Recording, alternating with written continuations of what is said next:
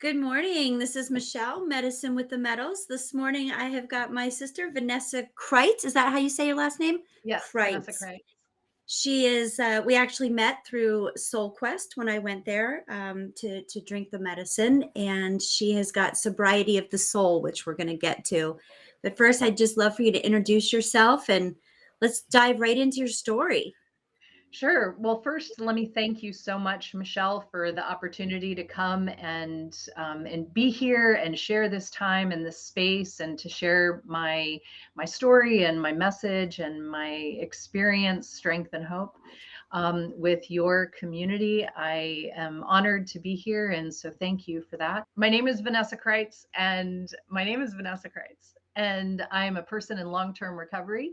My sobriety date is July 25th of 2005, and so I have a little over 18 years of sobriety at the time of this recording. And so I'll tell you a little bit about my history and my background. And the first thing I'll share is that the very first spiritual experience I ever had was the very first time I drank. Wow. I've never heard anyone say that before. I love that.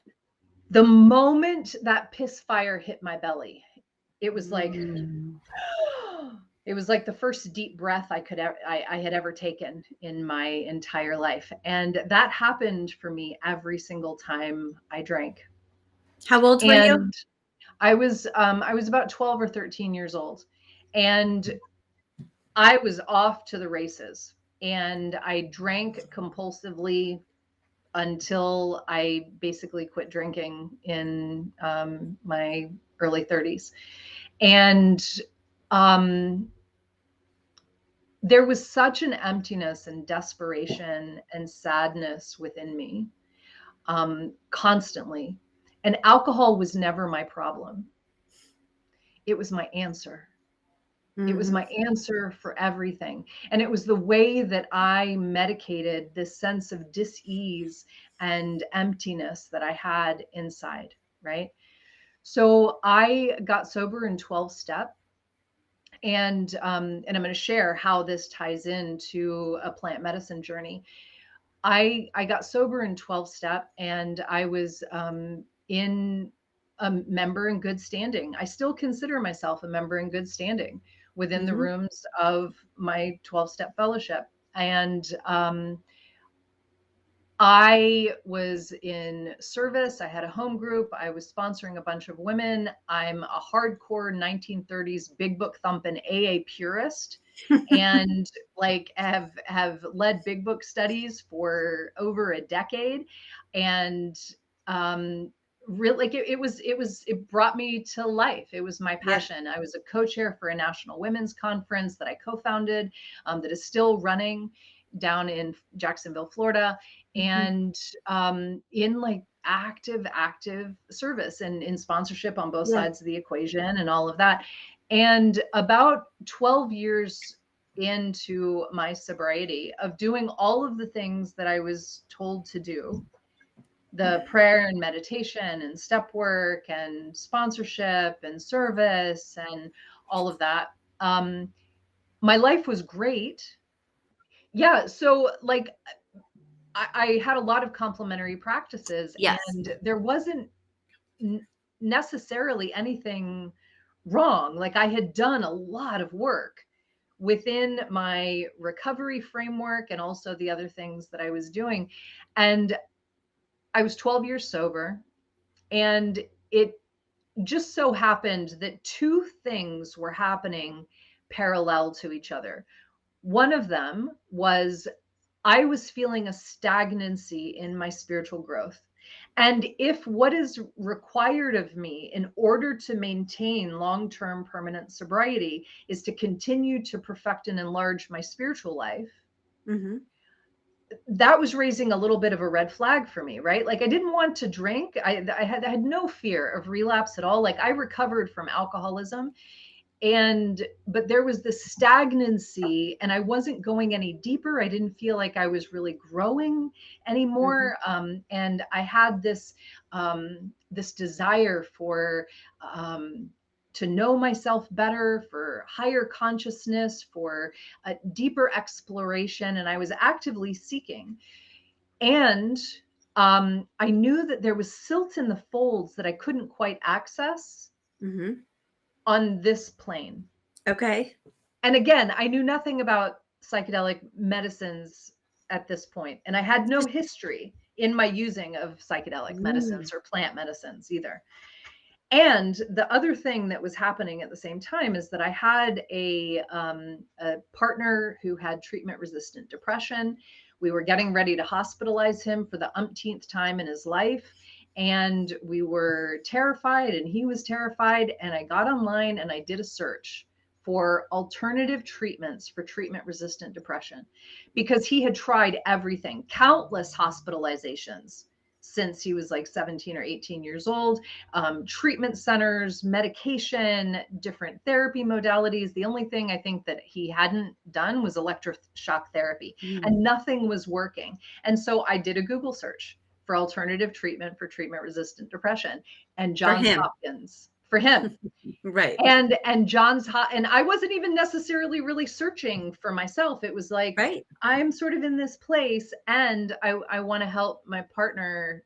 Two separate, entirely separate things that converged in this moment. And Johns Hopkins research came up, and the research that they're doing, the brilliant and life changing research Mhm. that is being conducted right now. And that opened Pandora's box. And I found Paul Austin's, organization, the Third Wave. I found maps. I started studying all of the medicines I could study. I bought, I don't even know how many books on Amazon, and I watched YouTube videos and podcasts. And I was like, wow, like this is something that I would not have even considered. And here I am, again, very black and white, abstinent, sobriety cultured person who never even would have considered this. And all of a sudden my mind is opening. So let And me stop you for 1 second, yeah. because this is what really fascinates me about this, because I too was in a 12-step recovery program for 15 years before I went to plant medicines. Well, before I started investigating.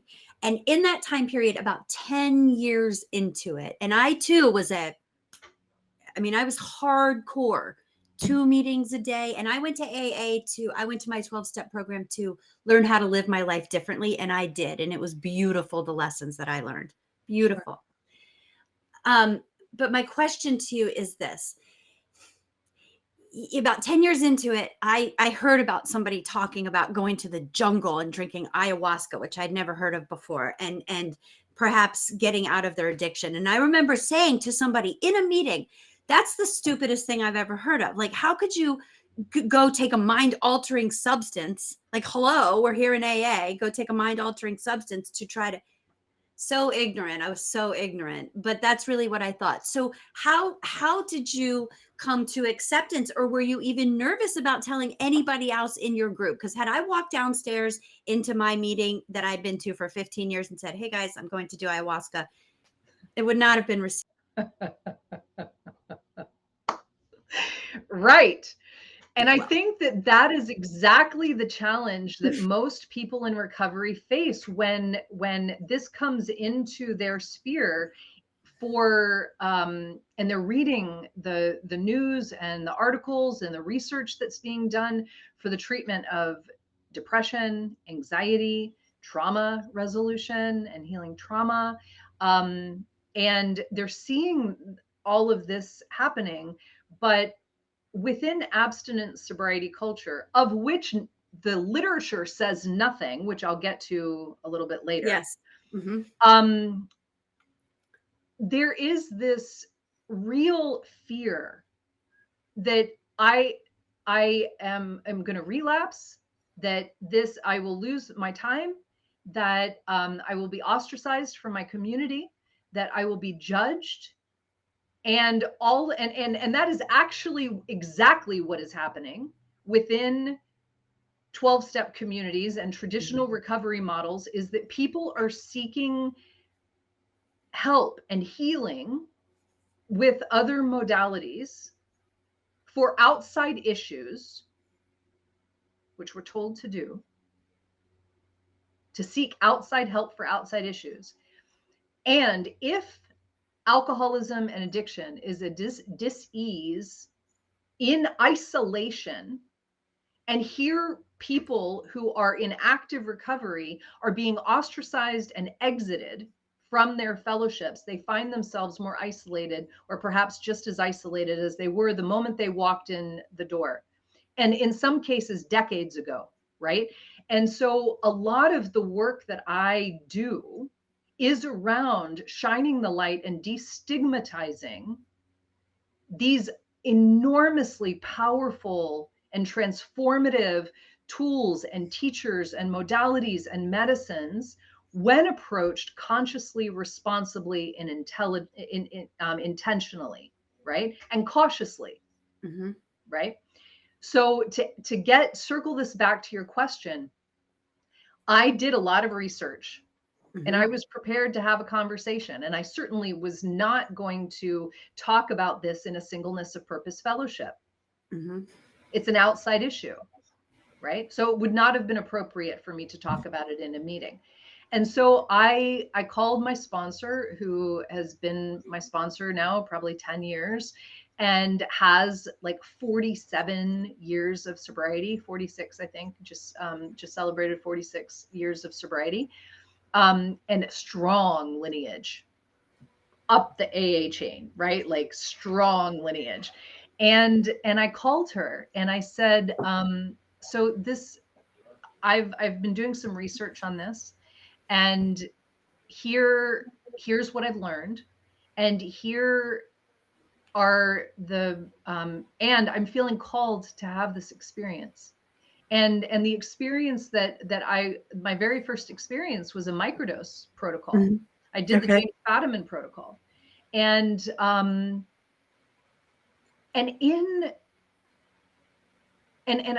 hope so much that this reaches the ears of sponsors in 12-step fellowships or any recovery modality. It doesn't just any abstinence, all paths of recovery, that this reaches the ears of sponsors and mentors and, fellow travelers. And it's this: in the most masterful sponsorship, my sponsor said to me, Vanessa, I know nothing about this, what you are interested in exploring. The only thing I ask you to consider along the way is it bringing you closer to the light or away from it? And I said, okay. And I went on my way, right? Like I was intentioned. There wasn't any, like I was pursuing this for a very specific reason, educated, intentioned. I wasn't hiding anything. I wasn't approaching this to numb, escape, or avoid. I had very clear intentions around what I was hoping to achieve in the interest of spiritual growth. Right. And so like, I just went about my way.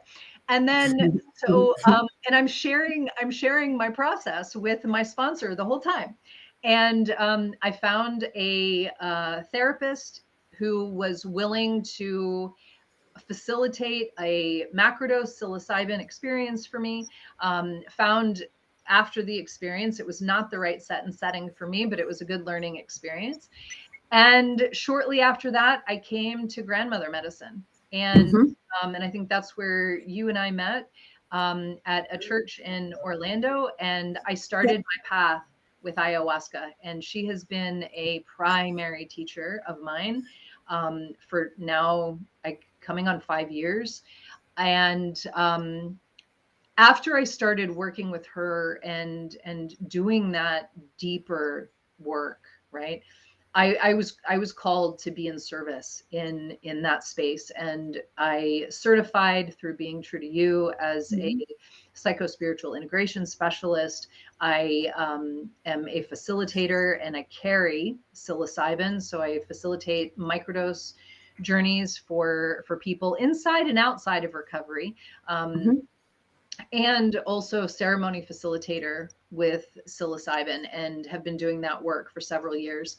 And within the context of ayahuasca, of course, I am absolutely not,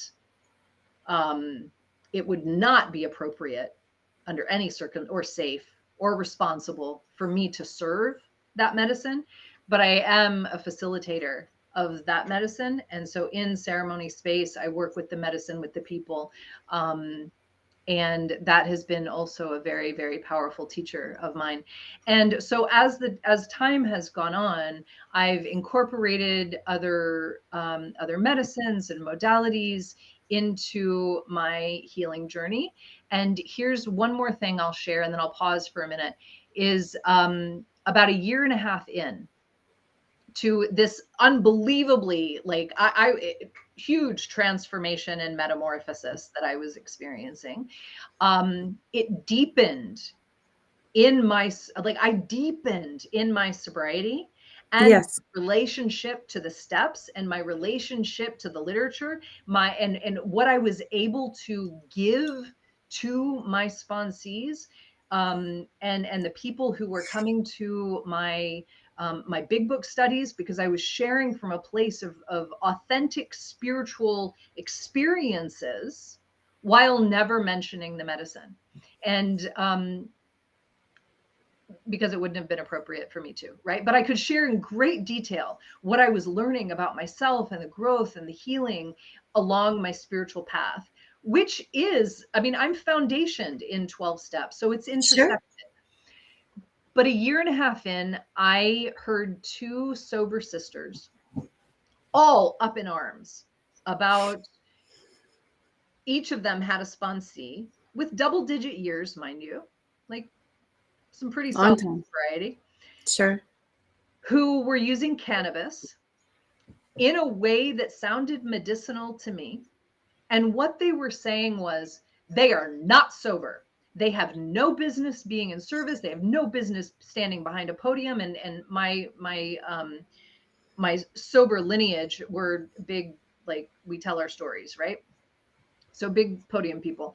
And like they have no business telling their stories or being in, so they do not belong in AA, and they are not sober, right? Mm. So I'm like, oh, okay, so that's interesting. And I called my sponsor, and I'm like, am I sober? Mm-hmm. Am I sober? And this is what she said in the most masterful sponsorship: Vanessa, I know nothing about this path that you're on. She said, is it bringing you closer to the light or away from it? And I said, it's bringing me closer to the light, Polly. And she said, how you find God is an outside issue.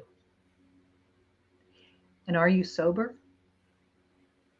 More sober than you've ever been, baby girl.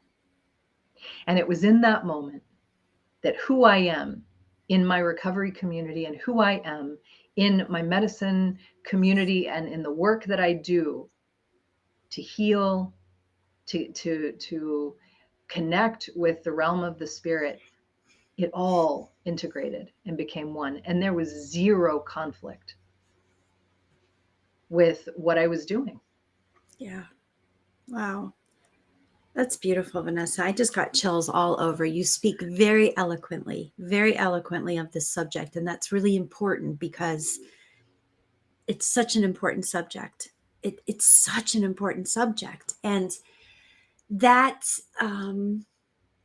that judgment from those two women is such a large part of a lot of 12-step programs. And so it can be very difficult for somebody who is wanting to explore their consciousness, explore their own healing, Right.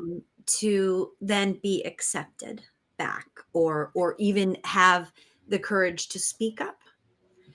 And maybe they're fighting in silence. Oh, am I sober? Am I sober? Have I broken my sobriety date? It's such an important work that you're doing here. Thank you.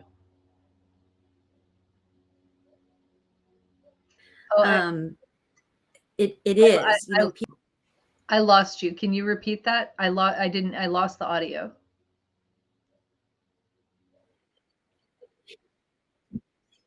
looking for this are deep into their sobriety, double Oh, digits, like you said. oh, for sure. Yeah. Yeah. Unless they're the opposite of looking, had heard that these medicines help with addiction and are coming in that way.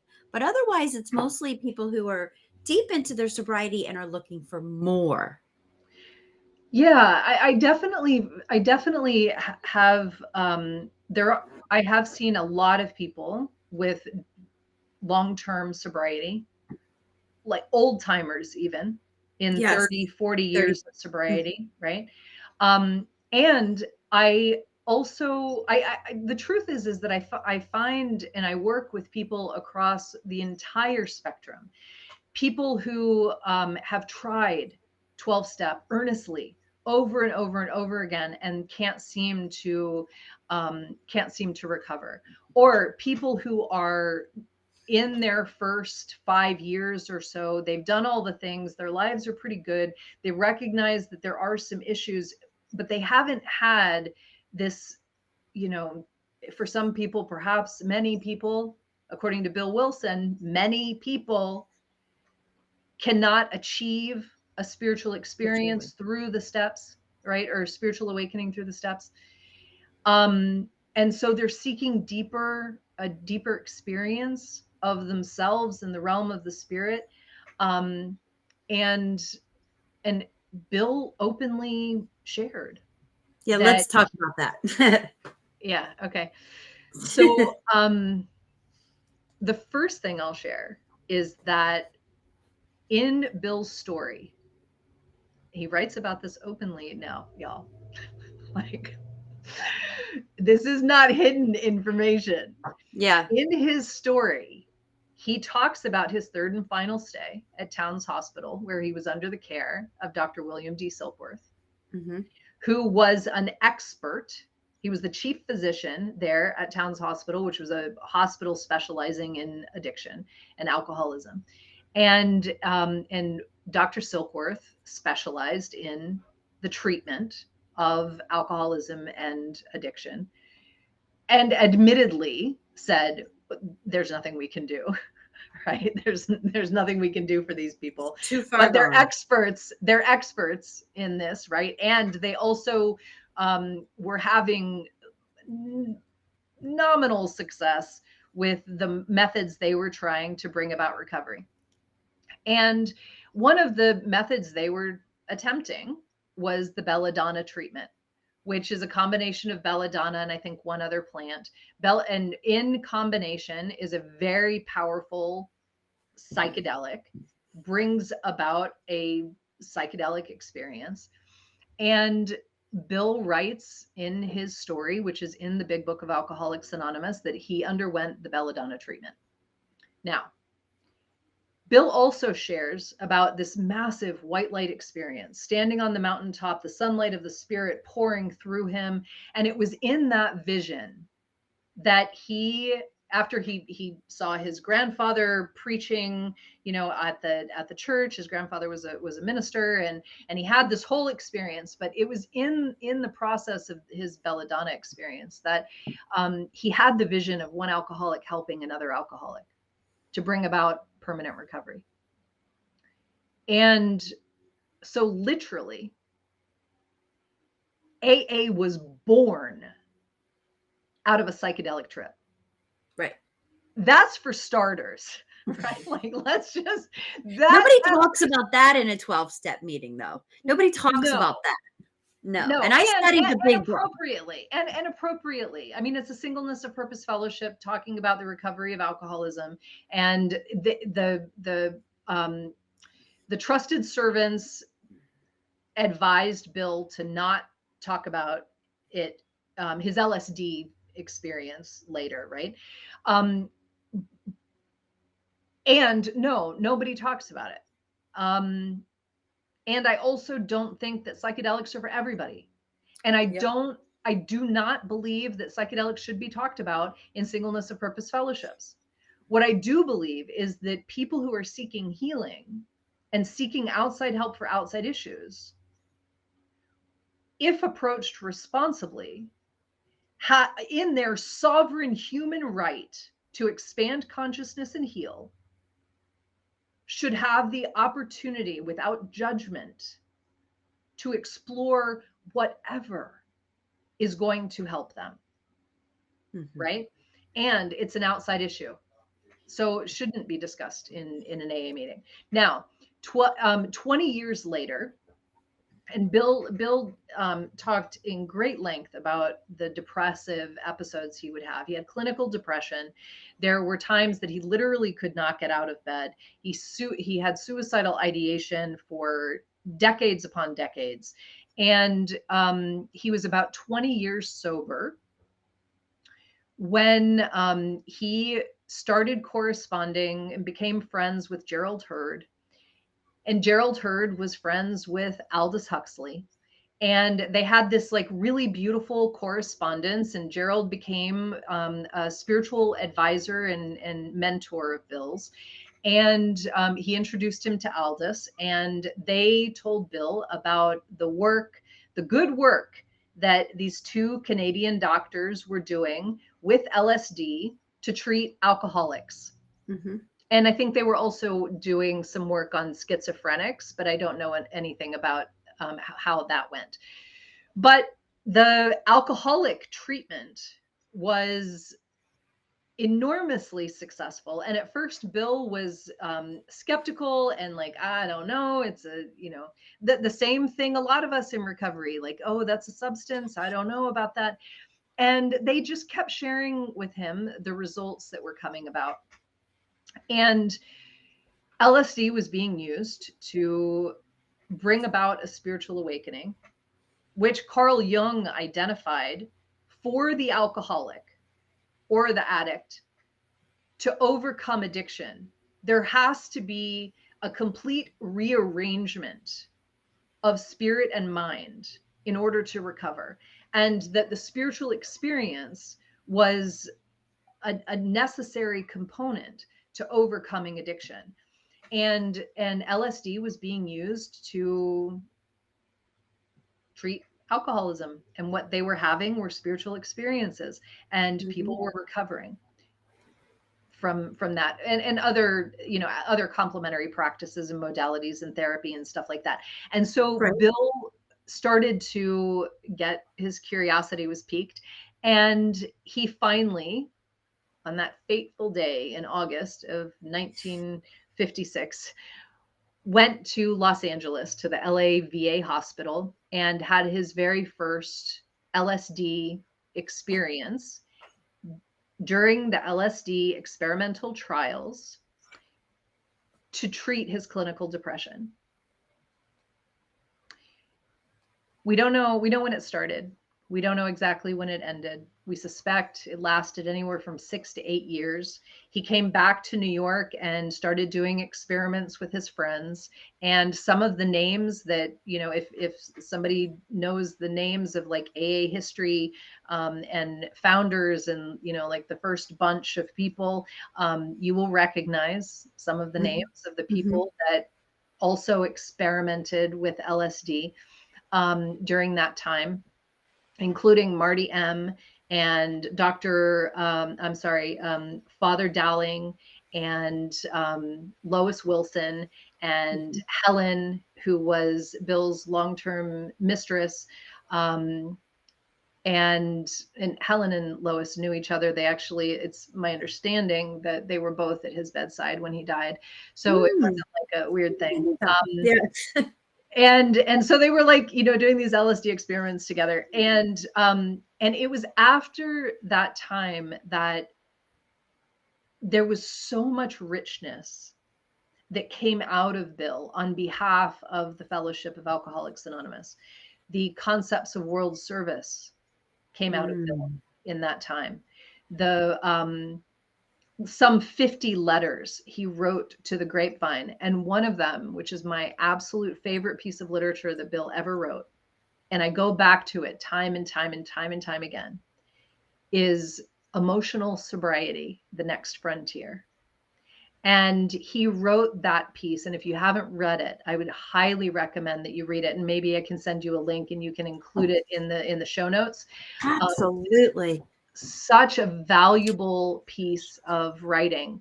And he wrote that in 1958, a year and a half after he started working with LSD.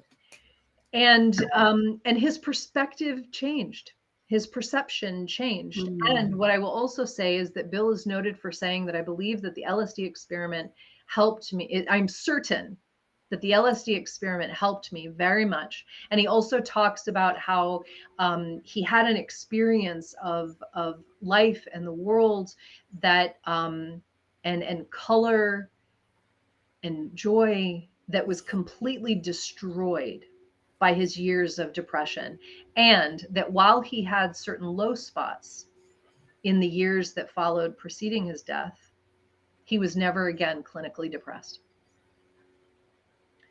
That's powerful. Yeah. Yeah, that's very powerful. Okay, let me ask you this.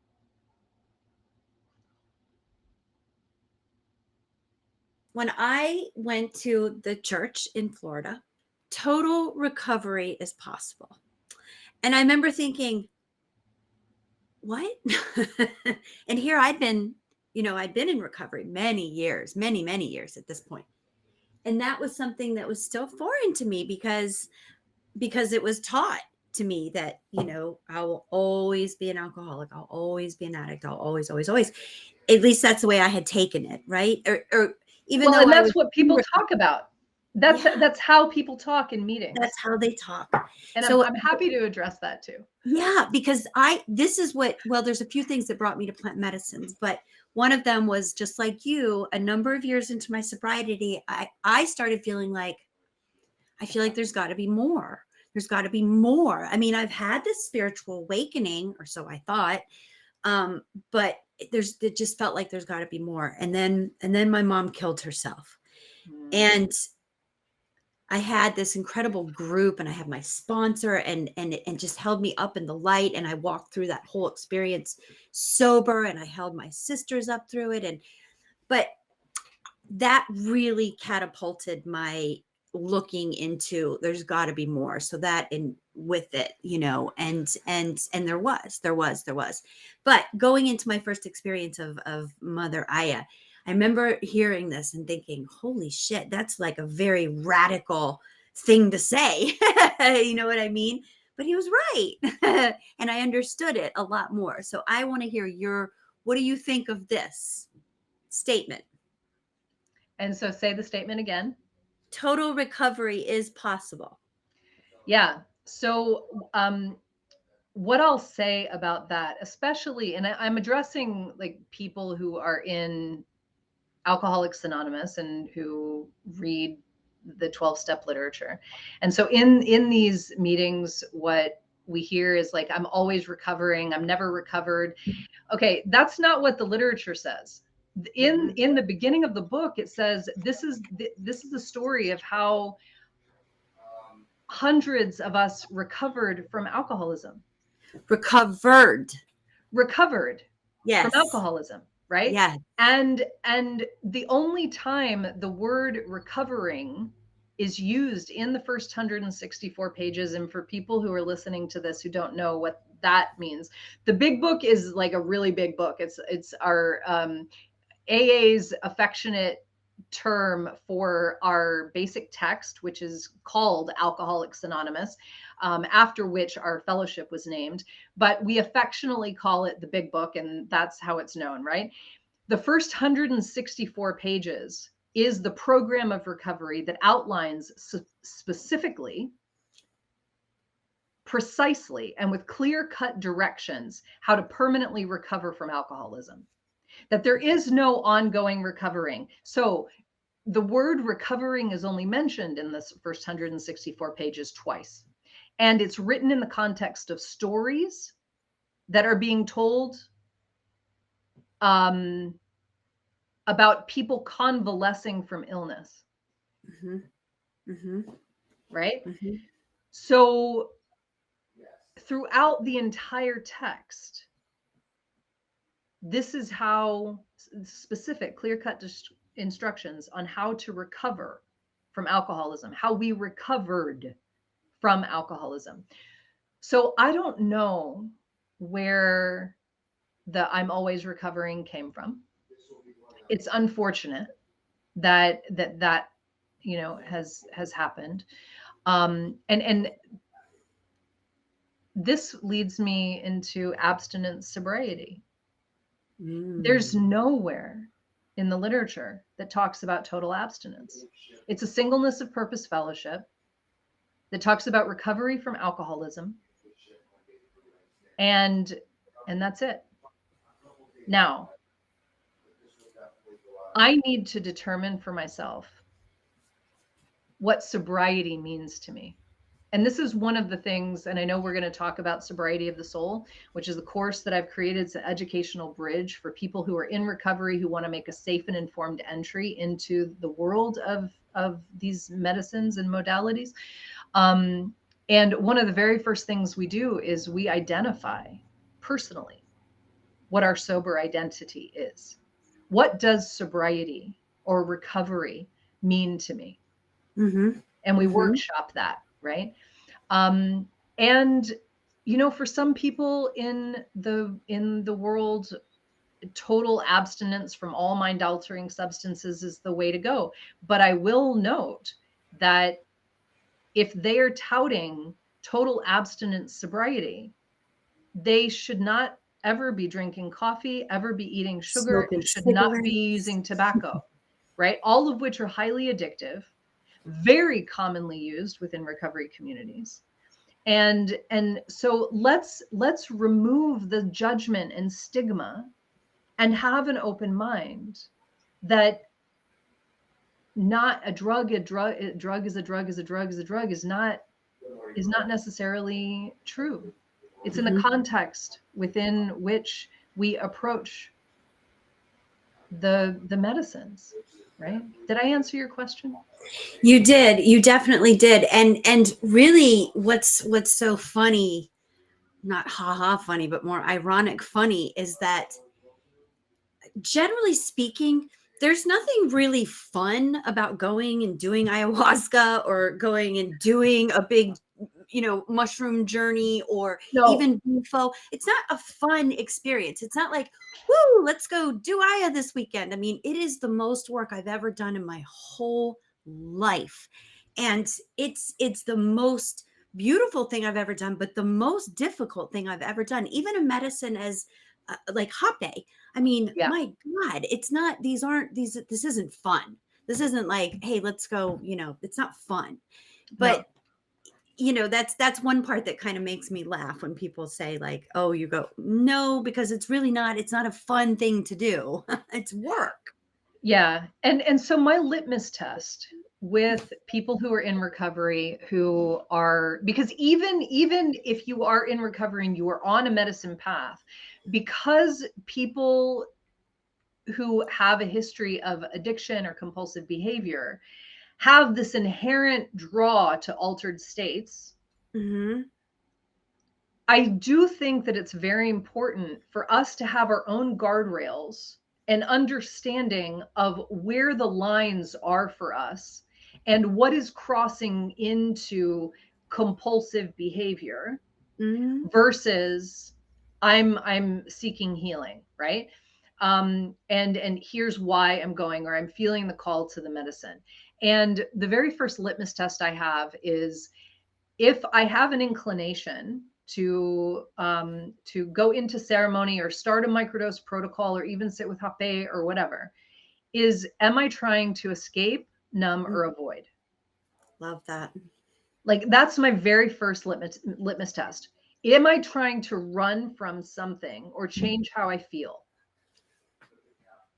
Right?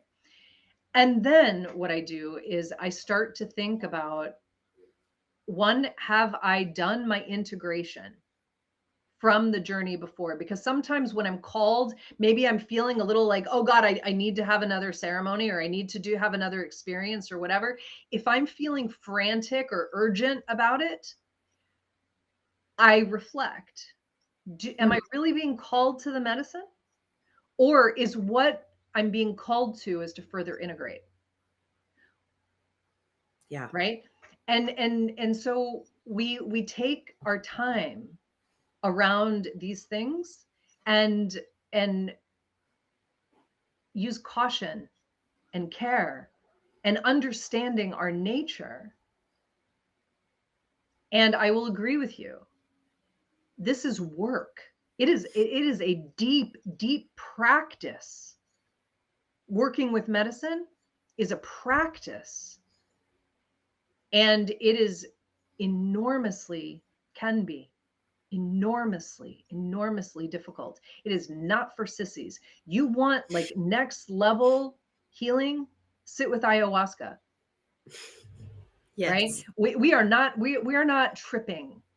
We're not No. having a good time, right? No. Now, there are people certainly who have unbelievably transformative experiences, but held within the context of a safe set and setting, with proper preparation and intention setting, and a very solid strategic aftercare and integration plan afterwards. It's life changing and unbelievably transformative. I had no idea the depth of the trauma Yeah. that was available to me to heal. Like, I was good, right? Like, I'd done that work. I can't tell you Right. how much step work I've done, all the therapists, Right. all of it, right? And I'm like, okay, well, show me more, right? And having this call to um to know God better. And I use that word for simplicity and familiarity, right? Like the realm of the spirit, to understand myself, to understand my mind, to really be able to excavate my shadow and those parts of me that twist and contort and manipulate, right? You want to shine a light onto the truth of all of the ways that Mm. that you are sneaky. That this medicine work is a beautiful way to do that. And it's not for everybody. I do not advocate for psychedelic use in recovery.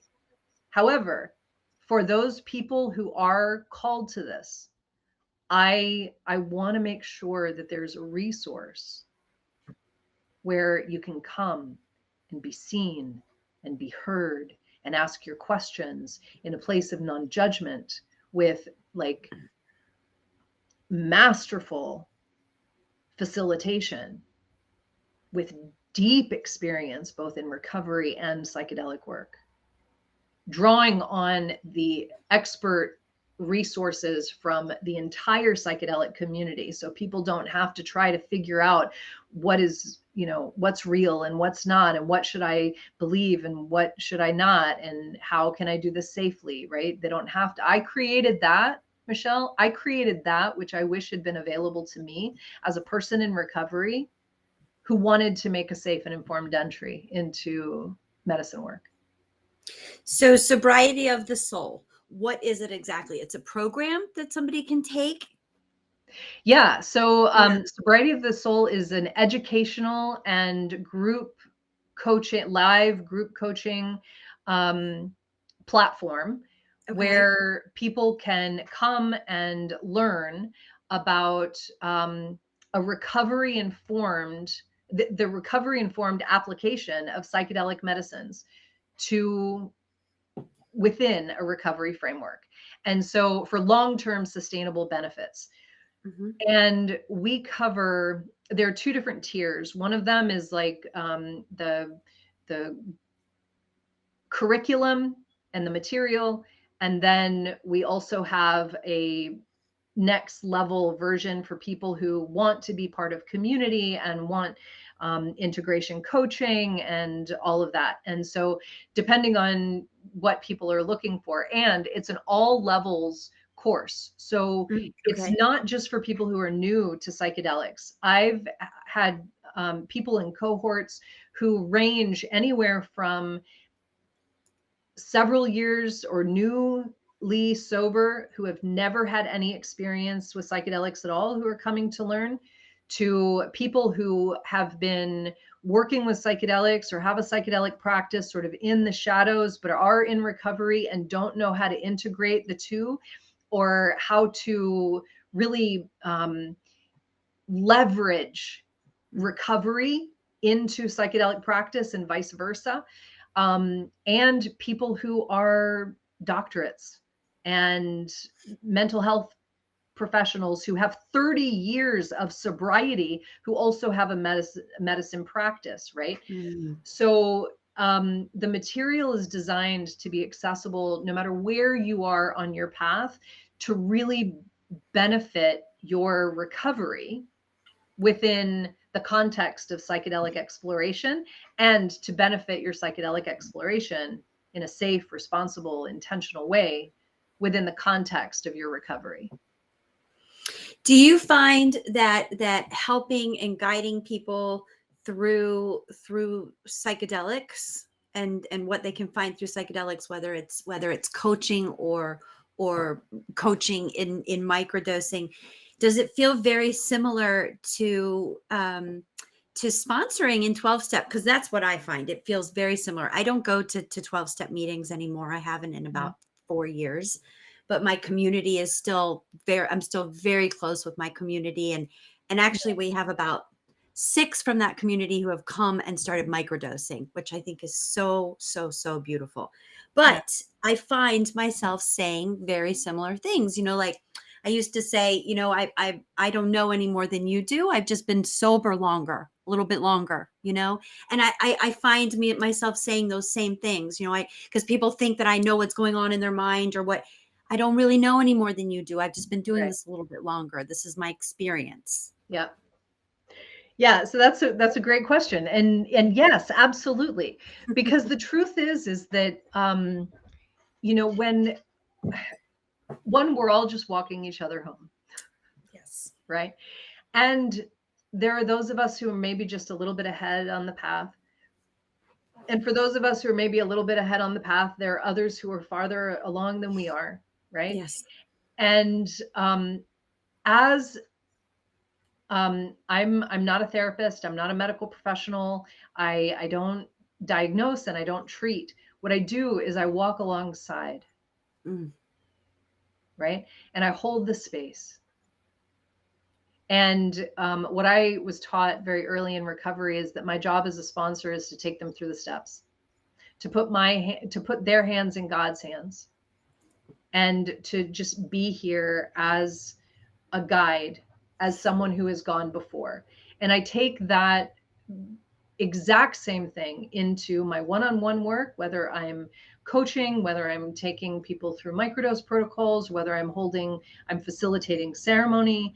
I'm doing the same thing. I have a little bit more experience in these realms and in navigating, and I am heavily resourced, and it's my job to create a safe environment for them, put their hands in the hands of the medicine, put their hands in the hands of God, right? And again, I use that word for simplicity and familiarity, and to be there as they navigate through their experience. So yes, it is exactly the same for me as sponsorship.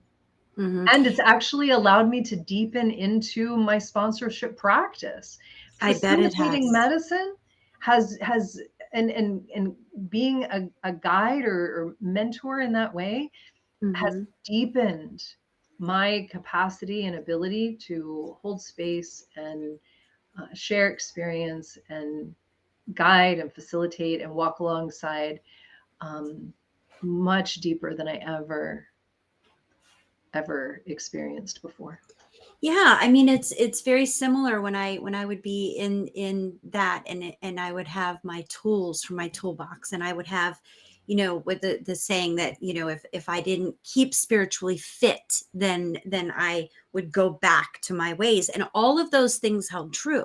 If I didn't practice the things that I had learned, I mean, I learned beautiful lessons in AA, how to live life, really, how Yeah, to live my life. likewise. And I remember just hearing those things and thinking that's so true. Well, the same thing holds true today, except it's I still have to keep up with my practices and stay spiritually fit, or I can easily go right back to old ways. So while I consider myself fully recovered, I don't drink. I still haven't had a drink in almost 20 years, but Yeah, that's just 'cause I choose not to. But I still am sober, um, but that could change easily if I didn't stay spiritually fit. It just, those yeah, practices are deeper now. They're right. deeper than they used to be. And the truth is that I can do anything to change how I feel, right? What I know about me is that I definitely fit the description of a chronic alcoholic who has the physical allergy. That when I put alcohol in my body, it triggers an allergy, which manifests itself in the form of a craving that ensures that when I put alcohol in my body, I must drink and drink and drink and drink and drink. That I lose Mm. all power of choice. That I have to satisfy that craving within me, right? And there's no amount of willpower that I can muster to have me not drink. So what I know is that when I don't put alcohol in my body because of that, right? Um, and but there are other things, like I have had irreverent relationships with hape, Mhm. Sure. right? Where I am, Absolutely. this tobacco, a beautiful, beautiful teacher, and I'm a practitioner, a happy practitioner, and there have been seasons in my life I've just come out of one where like I was using it a lot. Yeah. And I was facilitating ceremony for a dear friend of mine a few weeks ago. And I had the medicine with me and I had just served myself and I kept hearing, sit with it, sit with it, sit with it. And the medicine had a little talk with me. And what this, collective spirit of hape, because it's not just tobacco, it's other plant teachers Yes. too. Um, what they had to say to me was that if you are going to consume, if you're going to serve yourself or receive this medicine, um, you will be taught the way we teach. And what you have been doing is you're not sitting with us. You have been taking it for the blast. You say that what you want, and this is the medicine talking to me. Like I'm Yeah. sitting Yeah. there Yeah. outside while my friend is having her journey and I'm having this experience where the medicine is talking to me, right? And Mhm. and you say, and you have your whole little ceremonial practice, and you say that you want to receive the spirit of tobacco, you have your blessing, you have your ritual, and that you want the grounding, the teaching. But what you're doing is you're taking the blast and you're going about your business. So the truth is you are just looking for a hit. Mm. Mhm. Mhm. Whew. And it reminded me that I am not allowed to move until the experience is complete and it has finished its teaching. And so there were two times throughout that evening that I served myself. And I literally was like, okay, can I get up now? No, Yeah. we're not done. Wow. Right. And so like, how do we be in right relationship with the medicine? How do we not be fall into this trap of like spiritual consumerism Mm. where we're just taking. How do we work with these medicines in a good way, right? And part of that is developing the relationship and listening, right? And so I have actually stopped tobacco